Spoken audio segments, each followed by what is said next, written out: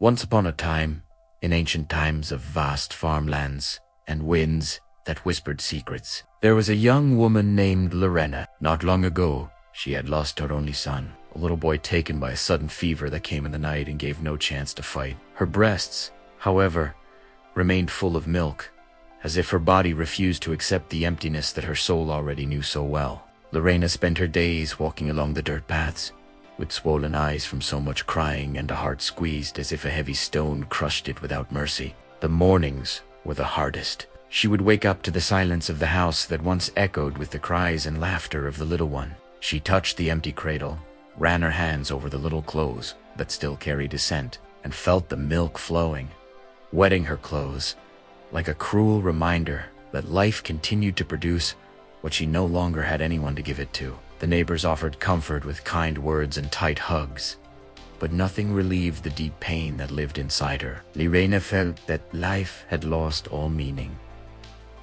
like a field after a long drought that no longer allowed hope to sprout. During the day, she tried to distract herself with simple chores.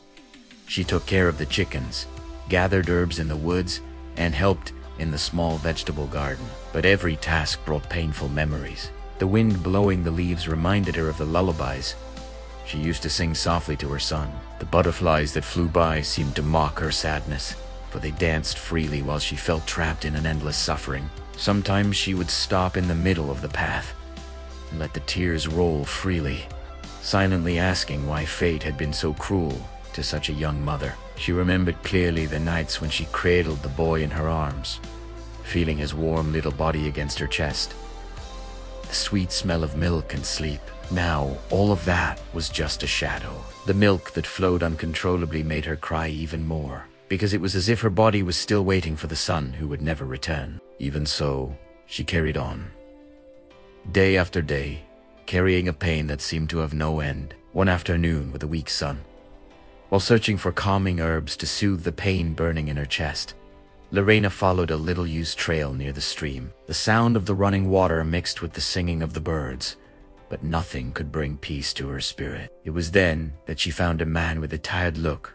next to a simple cart pulled by an old horse. His name was Vorian, a widowed farmer who carried in his arms a baby a few months old, weak and crying. The child was thin, with sunken little eyes and skin without glow. He did not accept goat's milk, nor the thin porridges that the father tried to give with exhausted patience. The little one cried non-stop. Hungry, a cry that cut through the soul, and Vorian seemed on the verge of despair, for the child's mother had died during childbirth, leaving him alone with the pain and the responsibility of raising his son. Vorian tried to calm the baby by rocking him slowly, singing softly an old farming song, but nothing worked. His drooping shoulders showed sleepless nights, and a heart heavy with worry. Lirena stopped a few steps away, watching the scene with a tight heart.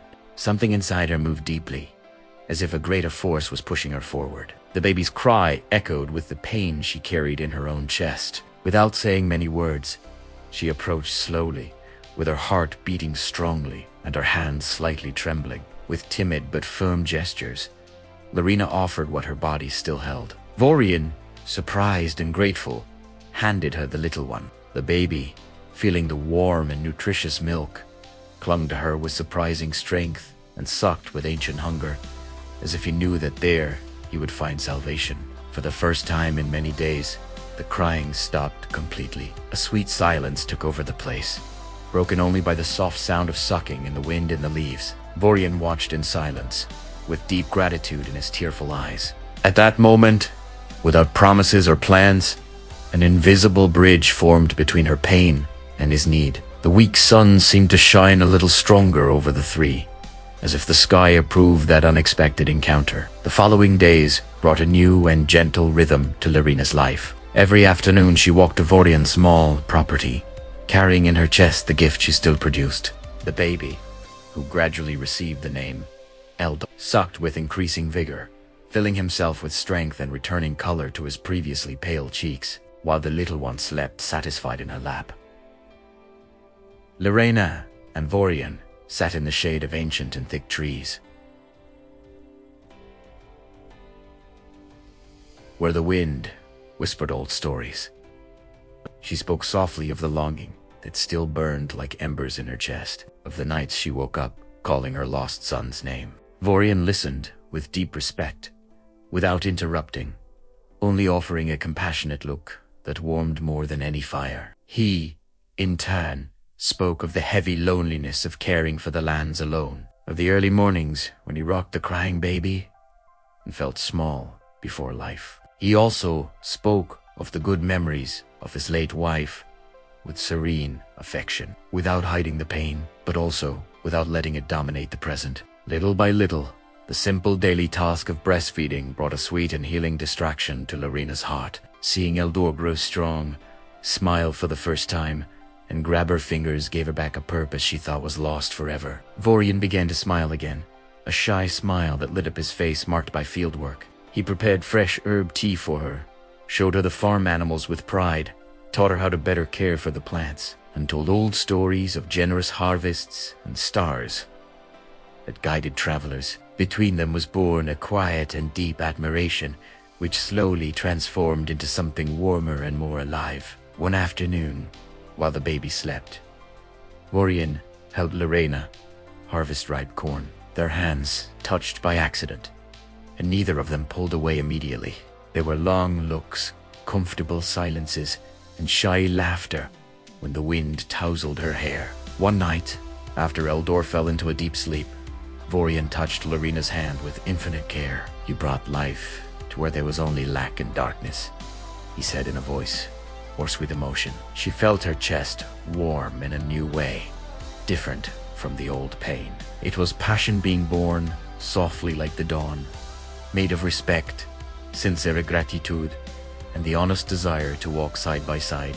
It was not a fire that destroys everything, but a constant flame that lights the way and warms the heart on cold nights. They spent long hours talking about simple dreams, a bigger and more colorful vegetable garden, the sound of children's laughter filling the house, quiet nights by the fire. Fear still whispered in both their chests, but each other's presence made that fear smaller and more distant every day. Over time, their meetings became longer. Lirena began to stay to help with small farm tasks, milking the goats, baking bread in the clay oven, and caring for the flowers that grew around the house. Vorian, in turn, carved for her a small wooden comb with delicate drawings of leaves and birds. Every gesture was simple, but full of meaning. They discovered affinities that surprised them. Both loved the smell of wet earth after the rain, the old songs that spoke of patient love, and the stories that grandparents told around the fire. When the sun set, painting the sky in golden and reddish tones, they stayed a little longer, exchanging soft words and looks that said more than 1,000 confessions. Little by little, Lirena's heart, which was once cold and heavy, began to beat with a new lightness, full of hope and a quiet passion that grew day by day. With the passing of the seasons, little Eldor grew strong, smiling and full of energy, running among the plants and calling Lirena mother with a sweet and affectionate voice. She and Vorian realized that their hearts could no longer bear the daily separation. On a golden harvest day, when the corn stalks swayed heavy and ripe in the gentle wind, Vorian knelt among the tall plants, took Lirena's calloused hands, and asked with a firm and emotional voice that she stay forever, not as a wet nurse, but as a beloved companion, devoted wife, and true mother to Eldor and to the children who would come. Lirena accepted with tears of pure happiness rolling down her face, feeling that her heart, once broken, now beat whole again. The wedding was simple and beautiful, celebrated under the open sky with close neighbors. Old songs played with violas, and plenty of food shared around a large wooden table. From that day on, the house gained new life, full of warmth and hope. Years later, the home echoed with the loud laughter of Eldor, and 2 more children who were born from their mature and chosen love. A girl with curious eyes named Amira, and a boy as strong as his father, named Torin. The mornings began with the singing of birds and the smell of fresh bread. Lirena taught the children how to care for the vegetable garden, while Vorian showed his sons how to plow the land with respect and patience. Lirena found a true and deep happiness by Vorian's side. He loved her with daily dedication, respecting the scars of her past pain and celebrating every day the strength and generosity she carried in her chest. Together they built an honest life of work in the fields. Constant affection in the small gestures. A hot tea at the end of the day. A kiss on the forehead before sleep. A complicit look during work. Their passion renewed itself with every look, exchanged at dawn, every touch at sunset. Every night in which they chose each other again with the same desire and tenderness. The nights were filled with quiet conversations by the fire, plans for the family's future, the children's laughter, and a deep gratitude for having found each other in the midst of pain. On rainy days, they told each other stories, and on sunny days, they harvested together the fruits of the earth and of love. Vorian never tired of saying how Lirena had saved not only his son, but also his own heart, and she, in turn, saw in him the companion that life had reserved for her to transform sadness into a beautiful harvest. Sometimes life leaves us with a void that seems eternal, but it is precisely in that void that the greatest gift can be born. The ability to give what we still have. Milk, time, love, to those who need it. True passion does not arise from perfection, but from generous surrender. Happiness does not erase the scars. It transforms them into seeds of a richer harvest. May we, like Lirena and Vorian, turn pain into giving, loneliness into companionship, and absence into eternal bonds. Because the human heart, even when wounded, always carries enough milk to feed not only a baby, but an entire lifetime of renewed love. If you liked this emotional story, don't forget to subscribe to the channel, leave your like, and share it with those who need to hear a message of hope. Turn on the bell so you don't miss the next stories. May your life be full of beautiful twists and true loves.